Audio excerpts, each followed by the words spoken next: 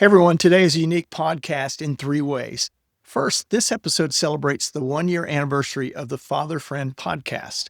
There's been a lot of work and a lot of learning that have gone into it, and I pray that with every passing week, it becomes more effective in equipping and encouraging dads just like you. Secondly, this episode is unique because it deals with a topic every dad needs to embrace: talking to your children about dating and sex. You might think that these conversations need to wait till your child is 15 or so.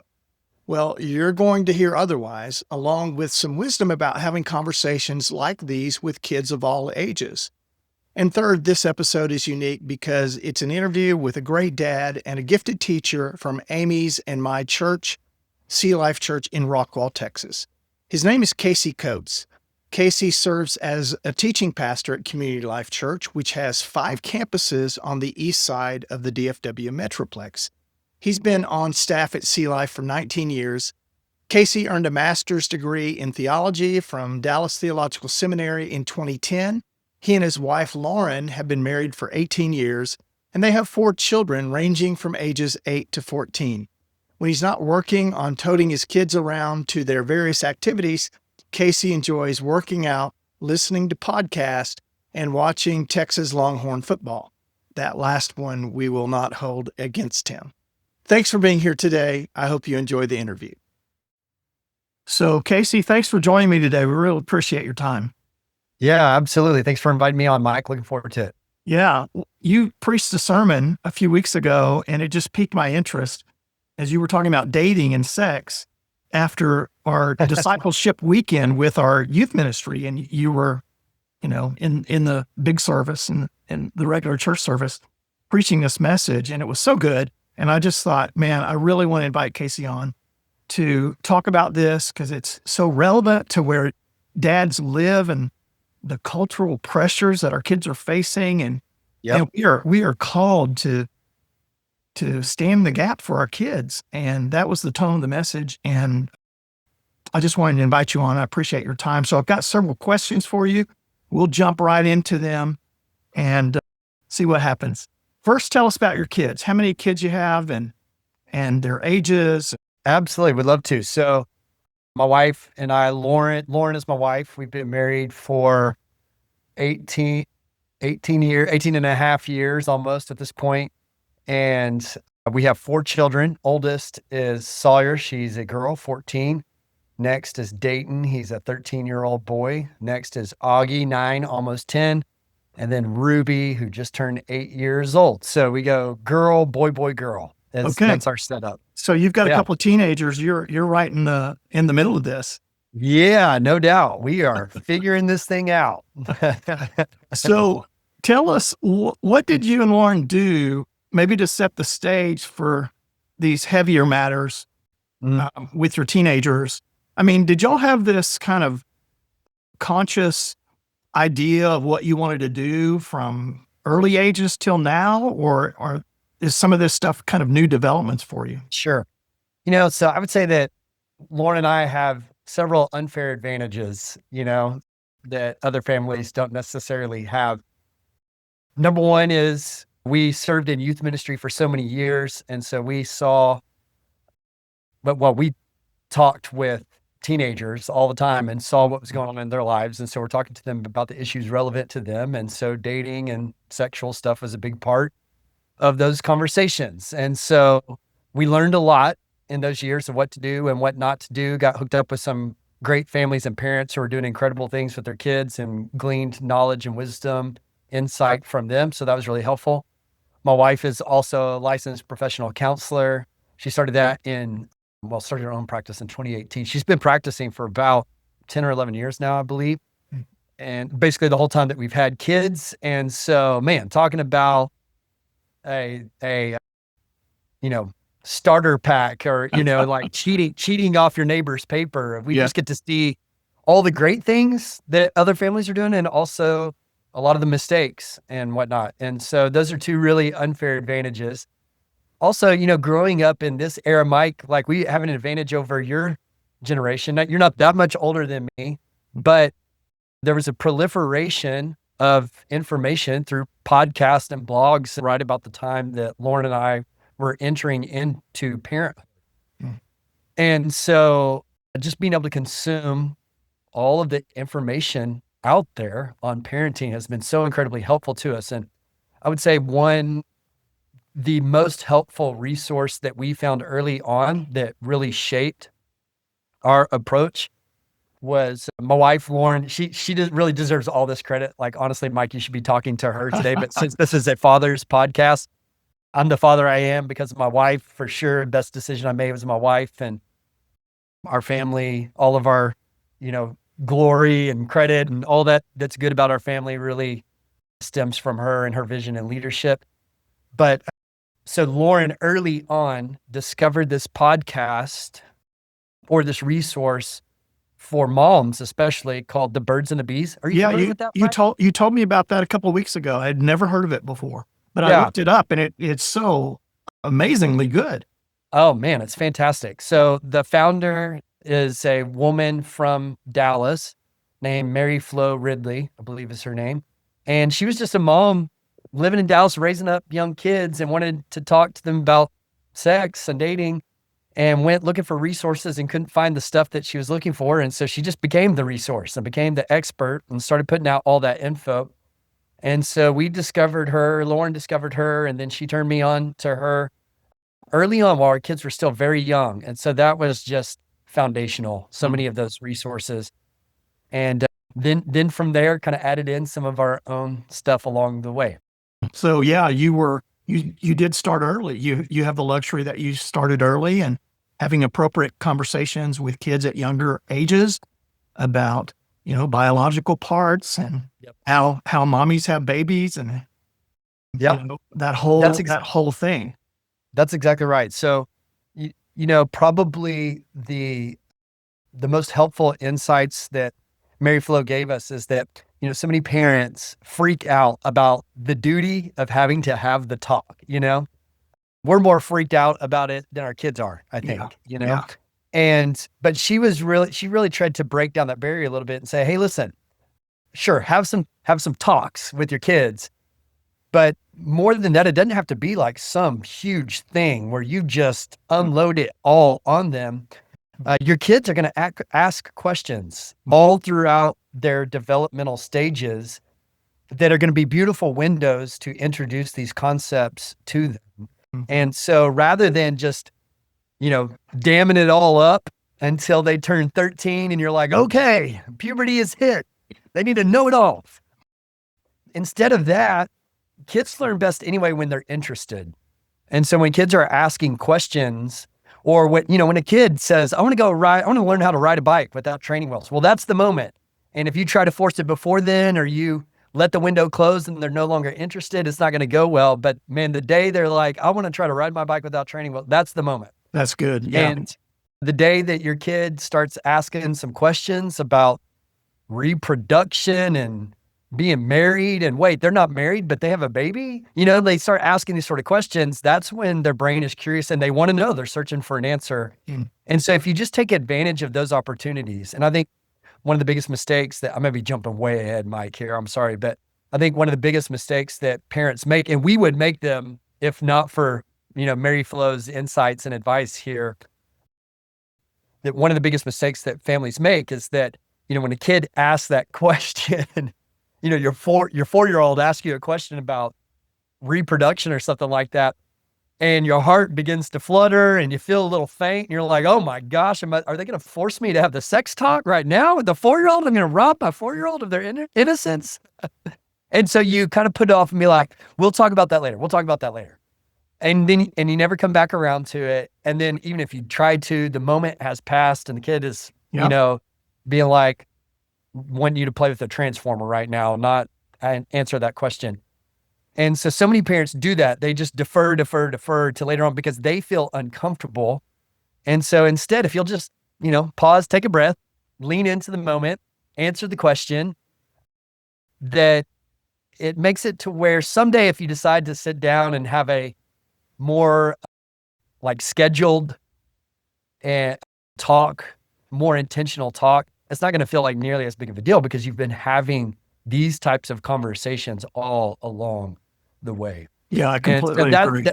that's been so helpful to us. And so just at the earliest ages, I know Mary Flo gives this example, but it's like we had chickens at our house for a few years there. We had chickens. And so, kids are collecting the eggs and they're like, well, why? Don't chickens come from eggs? Are we eating a chicken when we eat egg? And it's like, oh, that is a great question. This is what Mary Flo teaches you to say. That's a great question. And she's like, oh, that's a great question. So number one is you never act freaked out or nervous. You welcome their inquiries. So, oh, that's a great question. Next line is by God's design, because you want to point them back to the fact that everything we believe and know to be true and practice in romantic life and sexual relationships is we are basing it off of the design of God. That's right. And so second reply is always, so number one is, oh, that's a great question. Number two is by God's design. And then you answer the question. And she gives you some great age appropriate answer. So by God's design, every living thing has a seed inside of it to make another one just like it. Yeah. And so this egg right here, this is the seed from the mama chicken, the hen, but it doesn't have the seed from the daddy chicken because we don't have any daddy chickens. We don't have any roosters. And so as a result, this is just the seed. This is just the egg of the hen. But yeah, man, if we had a rooster and you got that rooster together with mama hen, yeah, we would have some baby chickens. Oh, let's do that. Let's get some baby chickens. That's so good. Yeah, it's more organic that way. And if you develop a culture in your home with your kids that, hey, we talk about anything and it's all okay, and even those difficult conversations, then by the time they're teens, it is. I do recommend that everybody have the talk, but it needs to come out of a different place than just kind of saving up and until they're 14. Can you quickly tell us a story about what your dad did? Yeah. I have incredible parents. Mom, dad raised me up in the church, are fantastic people. I think that generation, they didn't have all the resources that we have today and whatnot. And so they were figuring it out. So yeah, I didn't have a talk with my dad about sex and all that until my wedding day. I was living at home all the way until the day I got married. I was 24 years old and 11 months. My dad passed by my room as I was getting ready to go off to the venue. He's like, bud, before you leave, I want you to stop by the kitchen and talk to me. And I was like, surely he's not. But he sure did. And, gave me a part of the talk there in that moment. And, I honor him there for, he knew he had a fatherly duty and wanted to do it. That being said, I had learned 90% of everything that I knew about sex. I learned in third grade because I had a friend named Kel who had an older teenage brother who lived at home, and his older teenage brother was sexually active and viewing pornography and all this sort of stuff. And Kel would come to lunch and he would tell us everything he was learning. Wow. And so third grade's when I learned. And so, that was just a really valuable lesson for me where Lauren and Lauren had similar instances as well. And we just both knew as parents that we were not naive about how early those conversations were going, how early our kid was going to be having sexual conversations with peers. And so we wanted to be the first ones to have those conversations, the first ones to begin to form their sexual worldview and ethic and whatnot. And so that means you got to start having those conversations earlier than you wish you had to. You would prefer to keep your kids in naivete for as long as possible. But unfortunately, this world is hypersexualized and has long ago departed from a biblical sexual ethic. And they're talking about it out there in the world, and our kids are receiving messages everywhere. And so if you want to be the first to that land, to tame that land, if you want to be the first one to have those conversations and form their initial thoughts, you have to start having those conversations really early. Yeah. So that was all very formative for us. And I will say, we do have the talk as well. We have some planned times where we have the talk as well, but all along the way, we've been having conversations about it. And, of course, your dad was well-intentioned. Yep. Love his heart, but maybe the delivery could have been a little earlier. But yeah, I think dads can be a little naive about what information their children are picking up. And it's this art more than a science of balancing, what do I say? What do I not say? I don't want to give too much information, Yeah. and at the same time, I want to make sure that I am speaking to them. And there are always landmines along the way. I had the rule, just within myself, if they'd hear things at school. So my goal was, even from teachers, there were other cultural things going on, is no information without interpretation, that I was always going to help them interpret whatever question they might, have, that would be unplanned. And that's a difficult tightrope to walk sometimes. Yeah, absolutely. So, it was definitely, there were some conversations that Lauren and I would have with our kids in the car where we'd be like, are we really about to go there? It's like, yeah, I think we're about to get, our kids would ask things about transsexual stuff, and about homosexuality. They would ask us about that stuff.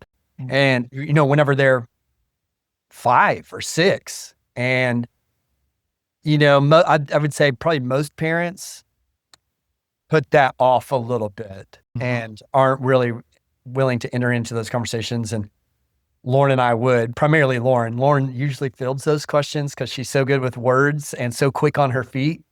And so she would just dive right in and give biblical, age-appropriate answers to those sort of questions. But, I just think if your kids learn that, hey, mom and dad feel awkward to talk about this, then they're not going to go to you. Yeah. And so if you refuse to field the questions or it creates weirdness, your kid's going to go to the internet and do a Google search, or they're going to go to their friends, or whatever the case is, but they're going to get the answer somewhere else. Yeah. I think part of the naivete is that people in general, and dads in particular, in this subject, they don't have a long-term purpose, goal. That they haven't declared values. And so it's very wishy-washy. They haven't really decided on what they believe about sex and about dating for their kids. And therefore it's more reactive than proactive. And so, my goal with my kids is, I really want them to stay sexually pure.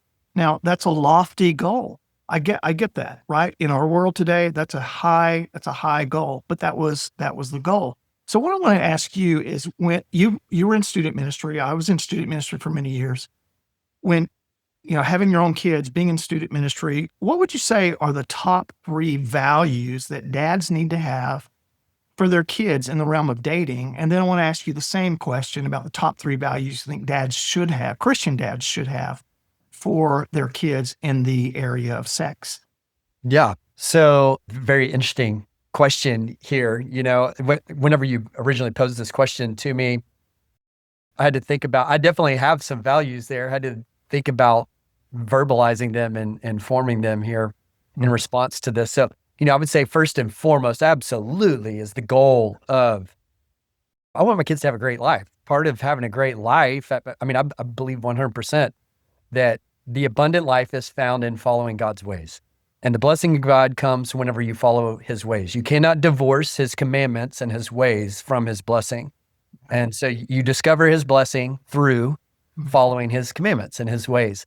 And so the scriptures are obviously so incredibly clear about God's design for sexuality, that it was reserved for one man and one woman in covenant relationship. So the goal is for our kids to have a wonderful life, a wonderful family life, a wonderful marriage, an awesome sexual life if they wind up getting married, an awesome sexual life with their partner.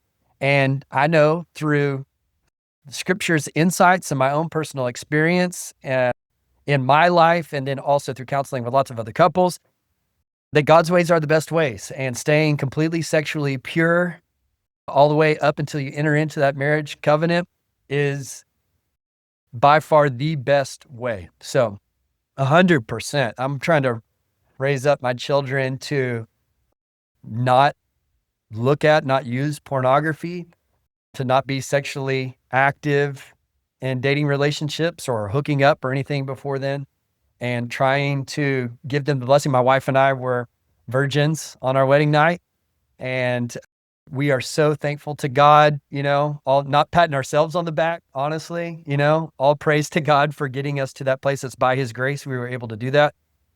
And we are so thankful that we did. And so absolutely purity there is of the highest priority in romantic relationships, dating, and then as they consider sexual things. Other values that we would have, that I have, I'd say I had to have a little different values for boys and girls. Yeah, So right. for my boys, and I don't know if this is kind of what you're thinking or had in mind, but for me, one of our values is initiation for our boys. Yep. That to reject passivity there and to chase the girl. And so we just think that that's how God has designed it. And it creates an unnatural order. And it's not good for men to have women chasing after them. And so like our son, for example, first week of 7th grade at a new school this year, he had a girl ask him to the homecoming dance. Okay. And we just told him, hey, that's fine. If you want to go with her, that's fine. But don't say yes to her right here. You need to go and you need to ask her if she would like to go with you. You don't just say yes to her. It's like we're going to pursue the girl and chase them. And if you aren't motivated enough to chase her, then sorry, you can't date her, So that's the first one, because I think that needs to happen in the married relationship as well. Yeah, you're right. And so you got to set that template early on. Secondly, for my boys would be to respect the girl, to respect her family. She's somebody else's daughter. She is probably somebody else's future wife. Mm. And I just know for myself that looking back on my high school relationships, even though as a believer, man, I wasn't super respectful to the young women that I was dating. It was more about me, and pursuing my happiness through them. And so for my sons, I would hope that they would approach dating young women in a different way with a different level of respect for the women and the families that they are getting involved with. And then third value for dating would be equal yokedness, whatever that would be. But just really making sure that you're dating someone who has your same top value and priority, which is to love the Lord your God with all your heart, mind, and soul, because you can't control who your heart falls in love with, but you can control who you date. You can say, well, I'm not even going to give my heart a chance to fall in love with this person. Mm. And so to date the right type of people. That's for my boys. For my girls, I would say the values that I would have for dating that I'm thinking about is, number one, driving home their identity in Christ, which breeds, self-worth and self-respect for them. I think it's so important for my girls to respect themselves so they don't wind up with a boy who just wants to use them. And, I've definitely seen that come to fruition with my oldest daughter. She's been pursued by a number of boys, and some of them treat her with a lot of respect and pursue her. And other boys, it's like they want her to pursue them, and she ain't doing it. It's like, no, she respects herself enough to where it's like, no, if you want to talk to me, you can talk to me. If you want to ask me out, you can ask me out. I'm not your girlfriend unless you've asked me to be your girlfriend, and I've replied in the affirmative,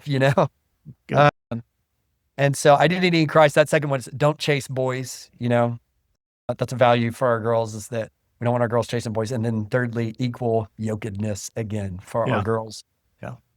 With those, with my boys, I wanted them to understand how to treat a woman, what a woman is, and because in our culture, they're objectified so much. Right.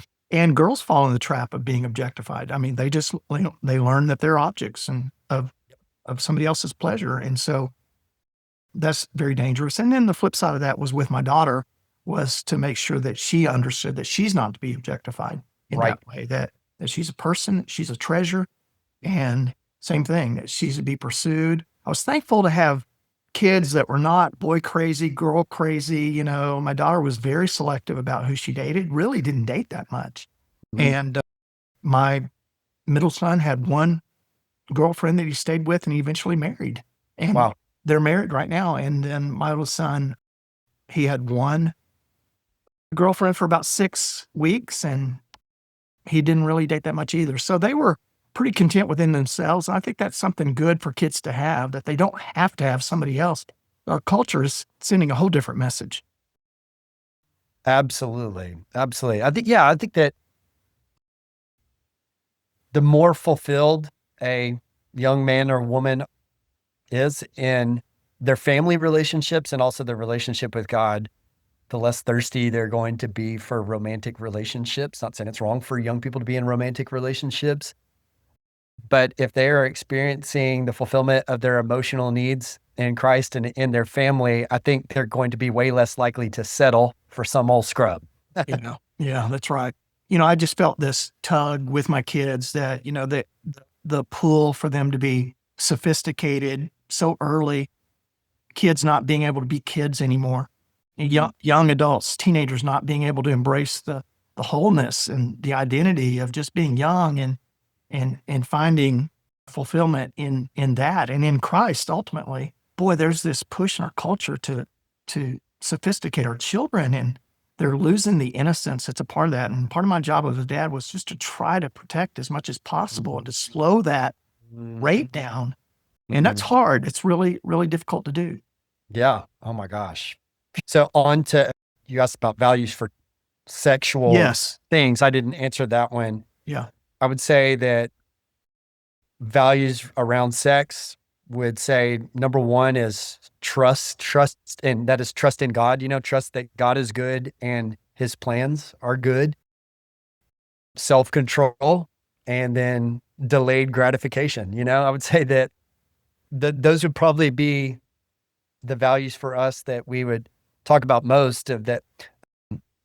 I think our kids know that Lauren and I really enjoy each other, romantically and physically and all that sort of, like we're hugging and kissing around the house all the time and go out on date night and all that sort of stuff. And so I feel like we are our kids understand that sex is a gift and romance is a gift, but also driving home that that's within its proper confine, and it's so incredibly destructive. And so it's like, if you trust God's good plan, then he'll deliver you into the promised land someday, Yeah, and it'll be good. I completely agree. I think, we get caught up in almost a control thing with our kids because we do want to protect them, and it's no, you shouldn't, no, no, no. But it's really about the bigger yes that God has for us. Right. And the good side of that, of waiting and keeping yourself sexually pure and being okay with not being like other kids that might be their age, all those kinds of things. And so it's really about this compelling yes. God has the best plan for you, just like you said. And any kind of boundaries he gives us is for our good. Yeah. And that's the message that we need to communicate to our kids. So I asked my small group, knowing I was going to talk to you, I asked my small group last week, how many of them had their parents have a sex talk with them? Not a single person in our small group, Wow. men or women, had a parent that sat down with them and talked about this subject. Why do you think that is, Casey? What do you think? Yeah, I think because it's so uncomfortable in so many people's minds, and the older generations, our parents' generations, I just think, they were raised by parents, especially who it's like, there's just certain things you don't talk about, you just don't mention. And that's definitely one of those that's uncomfortable, and you'll figure it out, like when time's right, you'll figure it out. And so there's been there are true distinguishing factors among the generations, and something that's just true of the younger generations, millennial generation and Gen Z, all these younger generations, is that they're just a little more open and willing to talk about anything. And that has this negative sides as well, like sometimes there are some things that's like, that's shameful for you to put that out there, Yeah. So, but then the positive side is that, Christian homes and whatnot, that they are really entering into so many of these conversations that are really helpful to have with your kids from a biblical perspective. So that, I would say, just more than anything, it's just a generational thing. And the topic for us as parents, it is just a little uncomfortable because you feel like we feel all these feelings and emotions around it. And we feel like we're about to rob our kids of their innocence and screw them up and scar them and all that sort of stuff. But I mean, once you've had some of those conversations, you totally understand. It wasn't that big of a deal. Wasn't that Yeah. big of a deal at all. Yeah, that's right. I think one of the reasons that dads are hesitant also, along with what you said, is they have a sense of regret and failure in that area. Yeah. Yep. And therefore they feel disqualified to say anything to their kids. So there's a guilt factor there, who am I to say anything to my kids? Well, like you, I'm very fortunate that my wife and I were able to be virgins on our wedding night. But that doesn't mean that I was perfect in that area Yep. by any means. So I think what we have to do is we have to embrace the forgiveness of God, first of all. To what degree is that hanging over our head? And have we really worked through it and been forgiven?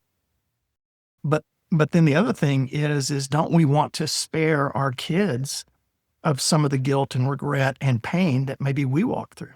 Yeah.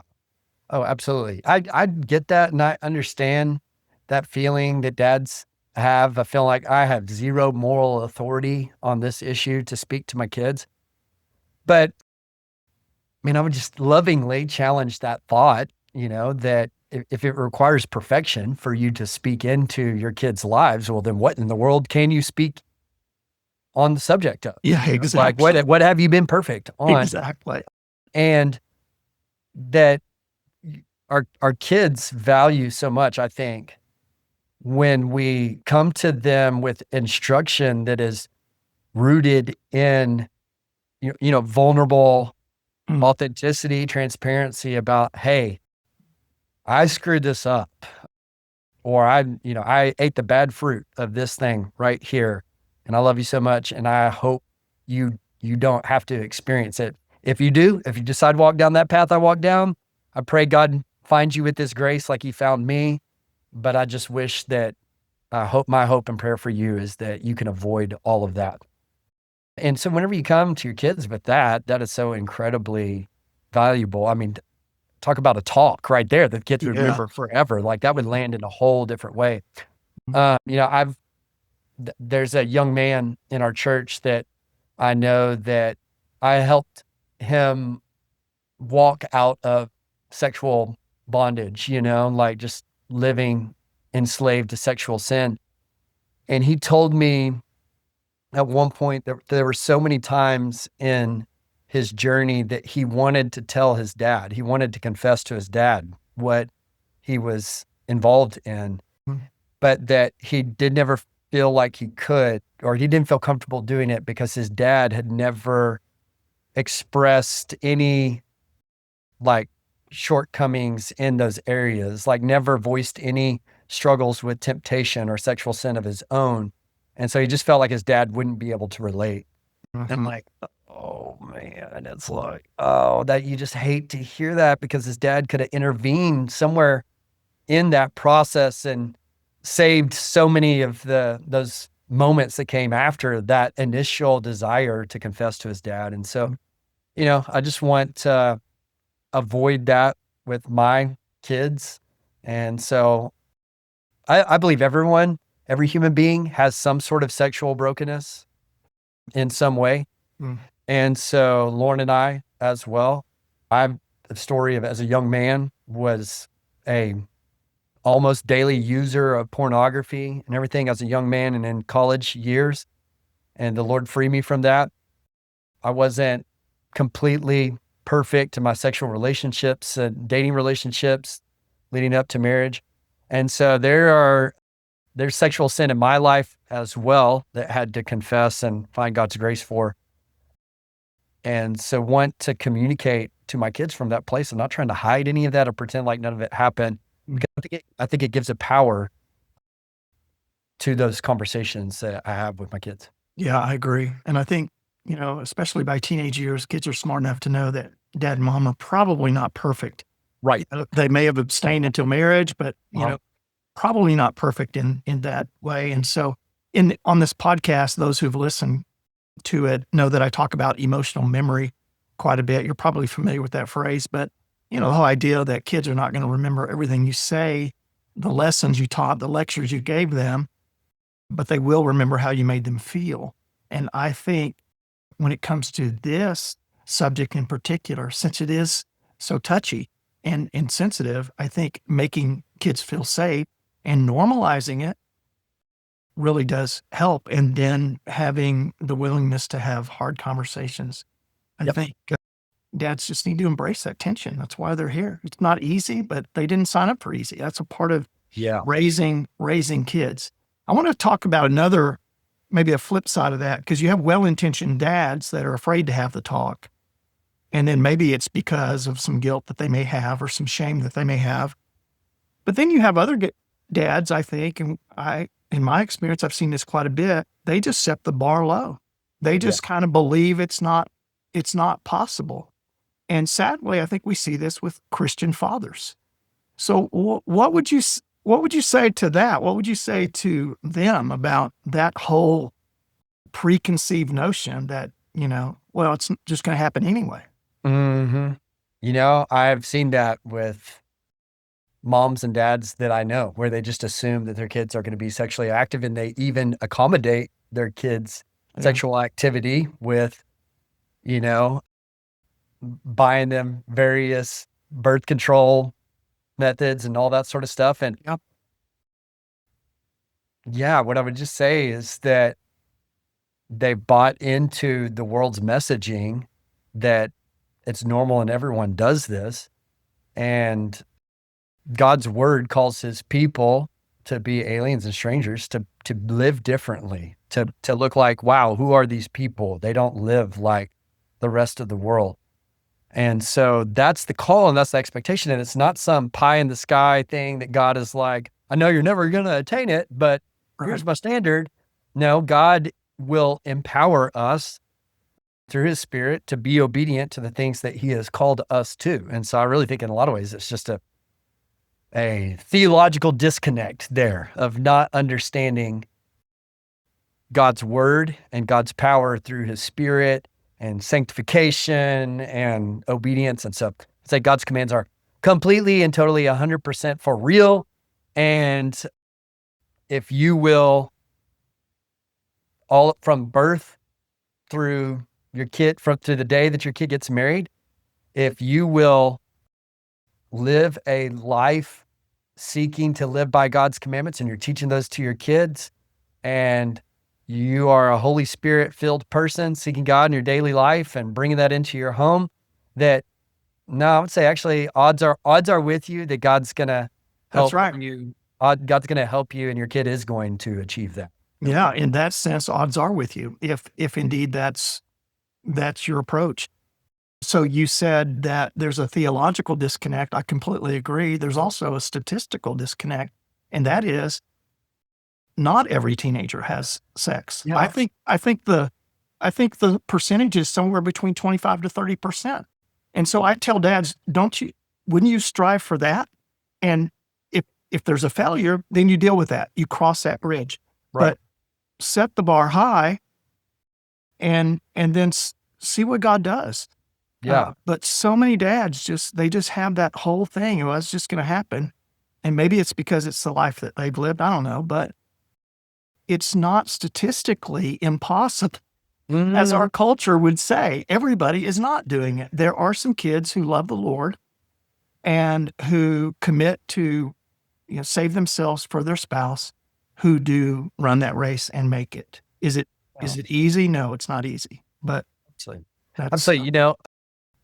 Lauren and I get to do a lot of premarital counseling with young couples for these young couples that I'm performing their weddings for. And yeah, a bunch of them make it to their wedding day as virgins. And so, I mean, I'm well aware of the fact that there are plenty of kids out there accomplishing that feat to the glory of God.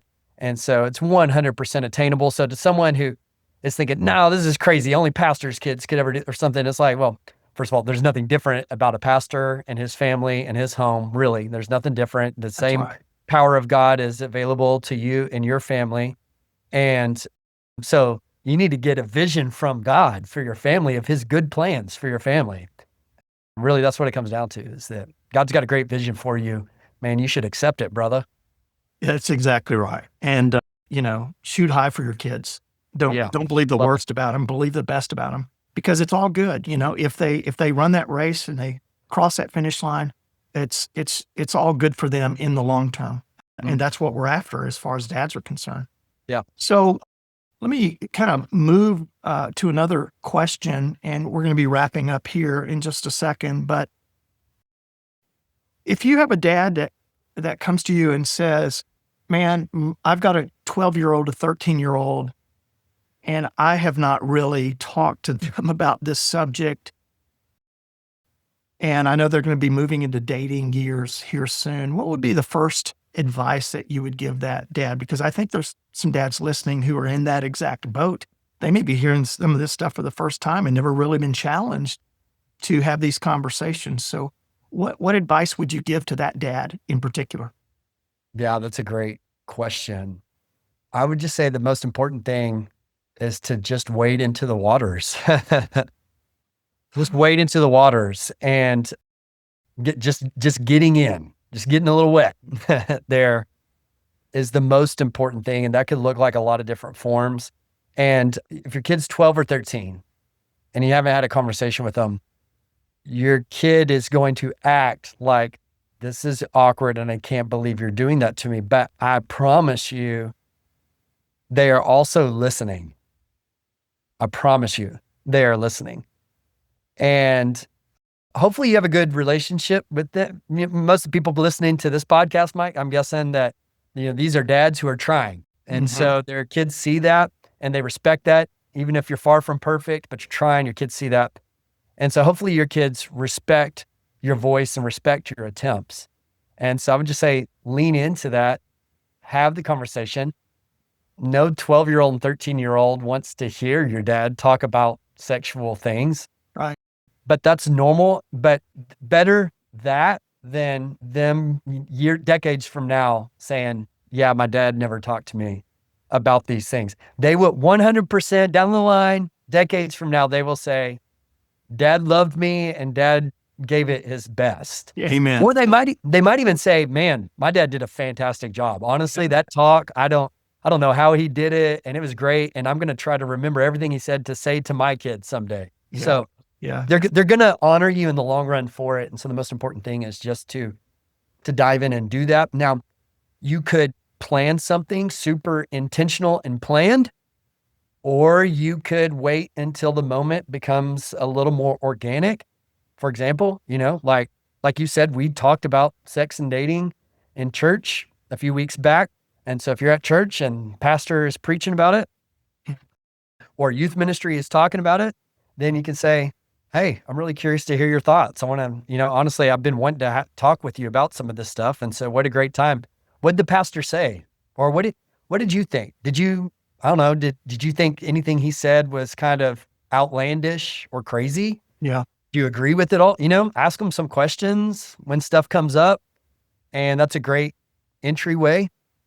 Just conversations like that. There's not a scarcity of opportunities on this subject. I mean, you could be watching TV or a movie or a Super Bowl commercial or whatever, and turn to your kid and say, well, what do you think about that? What message was just communicated? What do you think about that? And, I completely agree. I think you just got to do it, and your kids will remember in the long term, as you said, my dad loved me enough to lean in. Yeah. And to say something that was very awkward, and maybe it didn't go all that well, but it was evidence that he loved me enough to do something that was hard to do. That's right. That's so good. That's so good. Mike, if I could share with you real quick, if I have just a couple minutes. Yeah. So that said, we do have some appointment talks every once in a while with our kids. So starting in second grade, we got this from some of the youth workers and youth parents that became some of our good friends in our days of youth ministry. Their names are Craig and Angela Kilgore. They go to our cLife Sunnyvale campus. And some of the best parents that Lauren and I have ever seen. And so they told us about these various milestones that they did with their kids at various grade levels, where they would go on a same sex, trip, parent-kid trip. So mommy, daughter trip, father, son trip. They had all girls. So it was mom and daughter. And actually the dad had his own segment of speaking into those conversations as well. But so we kind of took that and molded it a little bit. So starting in second grade for all of our kids, summer after second grade, all of our kids get a overnight trip with their same sex parent. And so I go with the boys, Lauren goes with the girls, and we try to make it as fun as possible. And so the kids get to pick everything they want to do, and we will do it all.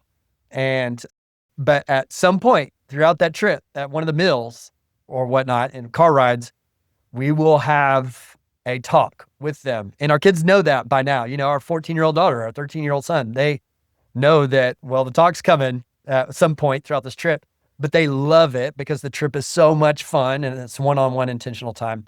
And so each year is telling them something specific that we want to tell them in regards to sexuality. And so, I don't know, like for my son, I remember as he was maybe like summer after third grade year, I told him for the first time about pornography. And I was describing that, there are people who take pictures or videos of themselves without clothes on. And after that talk, he said, "Oh, Dad, I think I know why it's called pornography. It's because they're poor, so they can't afford any clothes. And so that's why it's called I was like, all right, we got to go back to square one here. He didn't get it. And in this past year with my 13-year-old son, I talked to him about masturbation. He was 12 at the time, going into 7th grade. And so I talked to him about that. And, I think there's a lot of parents out there who've talked to their kids about sex, but they're like, masturbation, heck no, that's talking about awkward. Yeah. But, man, that was a sin issue in my life growing up, that if someone would have had a honest conversation with me on the front end, I think it would have been really helpful. Absolutely. And whatnot. Yeah. So I had that conversation with them. So each year along the way, there's a little piece that we're giving them age appropriate. Mm-hmm. That's an appointment talk. Yeah. And then sometimes maybe you've gone a little ahead of where they are, but that's kind of part of it. It's always hard to guess. I remember telling my oldest son at 13 about sex, and we actually had a gay family member. And so that complicated some of the discussions about sex. But I remember talking to him about some of the details of intercourse, and he's looking at me like, oh my gosh, he's kind of shocked. And so I went away from that saying, okay, he's 13. Maybe I shouldn't have shared all that. But again, I was the first one to tell him these things. And yeah, I know he had heard things, but he hadn't put the pieces together quite as he did. So I completely agree. I wish I'd have started earlier, like what you did with having these milestone moments. Mm-hmm. So this is kind of a shameless commercial. I went to J.H. Ranch with my kids. I don't know if you've ever heard of J.H. Ranch in Northern California. It's a parent-child adventure ranch, and it's a rite of passage experience. Normally you take your kids when they're 15, 16 years old, and you have worship services. There's these college students that lead all kinds of recreation and discussions. And then you have devotional time with your kids. And throughout the week, it's kind of ramping up to the final day, where you have a conversation about their commitment to remain sexually pure and those kinds of things. And you say, our relationship's going to change over these next few years. And I'm going to walk beside you more than kind of over you. And you're becoming a young adult. Things are going to look different. And I want you to know that I embrace that. That's a really good thing. And I want to be there for you. So it's a powerful thing to have those getaways like that, fun experiences, but you get one-on-one time with one child and one parent. And it's amazing how out of those times an organic conversation can come up that just feels right in the moment. Yeah, absolutely. Here, brother, for that. My kids, they would say it was really the highlight of their teenage years was just going to that thing and us experiencing that. So, oh man, sounds like such an awesome experience. Yes, yeah, it really was. So, man, listen, thank you so much. We're out of time. We could go on forever and ever. about Yeah. this subject, but what you've said today is just gold, and it comes with experience. We love your teaching. We love what we experience at cLife. We love your authenticity, Casey. We get to hear you a lot, and that's a blessing for us. And for you to take the time with me today is very special. So thanks so much, brother.